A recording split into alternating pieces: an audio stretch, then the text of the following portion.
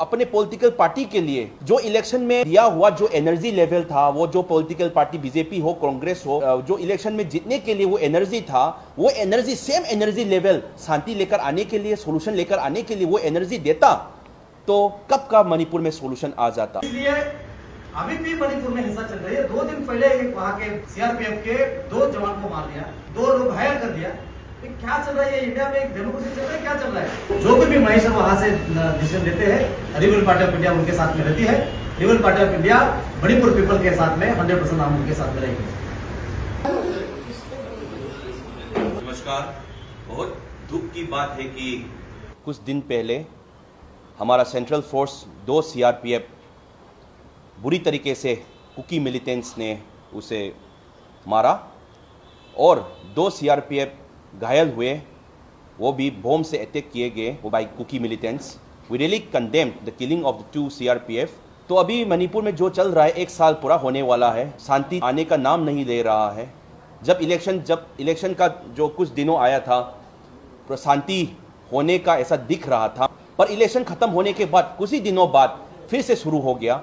तो इलेक्शन के पहले पूरा मतलब मणिपुर में हिंसा ही हिंसा था। पद के लिए, चेयर के लिए, अपने पॉलिटिकल पार्टी के लिए जो इलेक्शन में दिया हुआ जो एनर्जी लेवल था, वो जो पॉलिटिकल पार्टी बीजेपी हो, कांग्रेस हो, जो इलेक्शन में जीतने के लिए वो एनर्जी था, वो एनर्जी सेम एनर्जी लेवल शांति लेकर आने के लिए, सोल्यूशन लेकर आने के लिए वो एनर्जी देता तो कब का मणिपुर में सोल्यूशन आ जाता। तो अभी मणिपुर में शांति नहीं 1 साल होने वाला है। इसका मतलब कोई ना कोई तो है स्विच को ऑन फिर ऑफ करके ये मणिपुर का सिचुएशन क्राइसिस को एक गेम की तरह खेल रहा है।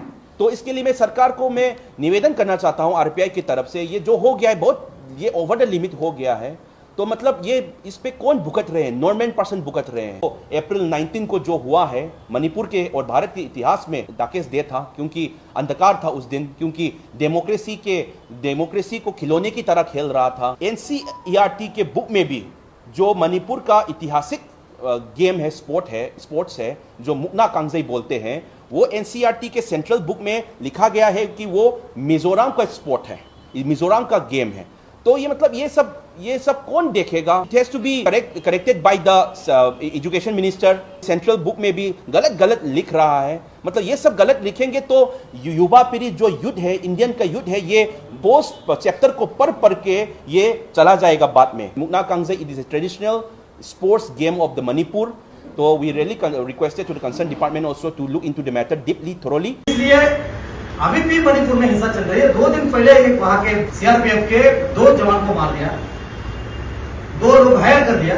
क्या चल रहा है इंडिया में? एक डेमोक्रेसी चल रहा है, क्या चल रहा है? अरे मुझे तो ऐसा लग रहा है कि ये राजनीति के तहत कहा वहां ऑपरेटिंग सिस्टम चल रहा है क्या?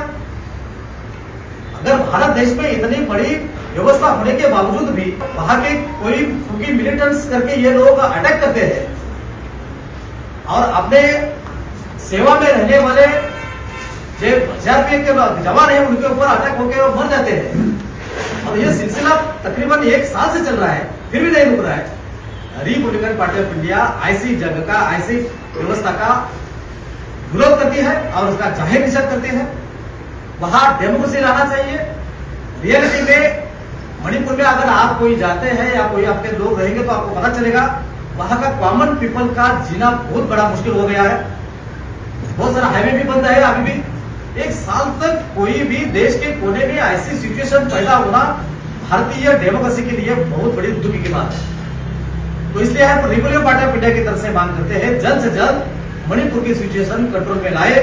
जो भी महेश्वर वहां से डिसीजन देते हैं, रिपब्लिकन पार्टी ऑफ इंडिया उनके साथ में रहती है। Republican party of India Manipur people के साथ में 100% हम उनके साथ में रहेंगे।